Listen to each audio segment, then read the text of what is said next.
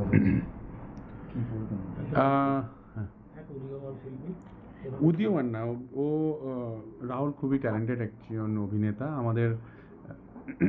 যাবো অবভিয়াসলি রাহুলের এই খবরটা আমাদের সবাইকে খুবই মর্মাহত করেছে। আমাদের ইন্ডাস্ট্রির জন্য একটা বড় ক্ষতি হলো। রাহুল খুবই বড় মাপের একজন অভিনেতা। আমি ওর সঙ্গে আজ থেকে 18 বছর, অর্থাৎ 2008 সালে আমি ওর সঙ্গে কাজ করেছিলাম। আমার প্রথম ছবি, ওরও প্রথম ছবি ছিল চিরদিনই তুমি যে আমার। এবং আজকে আমার কাছে খবরটা আসে, শুভশ্রী অর্থাৎ আমার ওয়াইফ আমাকে টেক্সট করে যে দেখো তো আমি রাহুলের ব্যাপারে একটা খবর পাচ্ছি, বাজে, তুমি একটু খবর নেবে। তো আমি যখন খবর নিতে গেলাম, তো অনেকেই জানে না তখন অবধি, আমি অনেক জার্নালিস্ট বন্ধুকে, আমাদের ইন্ডাস্ট্রির কিছু বন্ধুবান্ধবকে ফোন করলাম। তারা বললো ভাই কী বলছিস সেগুলো, না না মনে হয় কোথাও একটা ভুল শুনছি। সো তারপরে করতে করতে আমি আরও 2-1জনকে ফোন করলাম। ততক্ষণে আমার ওয়াইফ শুভশ্রী আমাকে আরও কিছু ক্লিপ পাঠালো, মানে সোশ্যাল মিডিয়াতে। তো আমি সেটা নিয়ে আমাদের একটা গ্রুপে পাঠালাম, যেখানে আবির, পরম, এরা সব আছে। তখন ওরাও বললো যে হ্যাঁ আমাদের কাছে এরকম খবর আসছে, বাট আমরা ভেরিফাই করার চেষ্টা করছি। সো তার মধ্যে কৌশিক গাঙ্গুলি, বীর শাহ, এরা সবাই আমাকে ফোন করলো।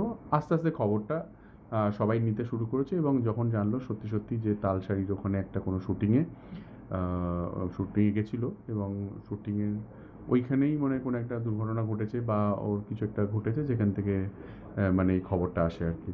তো আমি পুরো ঘটনাটা জানি না, কী হয়েছে না হয়েছে, পুরো ব্যাপারটা জানি না। হ্যাঁ হ্যাঁ, শিল্পী হিসাবেও কিরকম ছিল? খুব ভালো ছিল, খুব ব্রিলিয়েন্ট অভিনেতা ছিল। ও থিয়েটারও করতো, তার সঙ্গে সিনেমা করেছে, টেলিভিশন করতো, লেখালেখি করতো আর কি, পড়াশুনো করতো প্রচুর। খুবই ভালো একজন অ্যাক্টার ছিল আর কি। অবভিয়াসলি কতটা ক্ষতি হতো?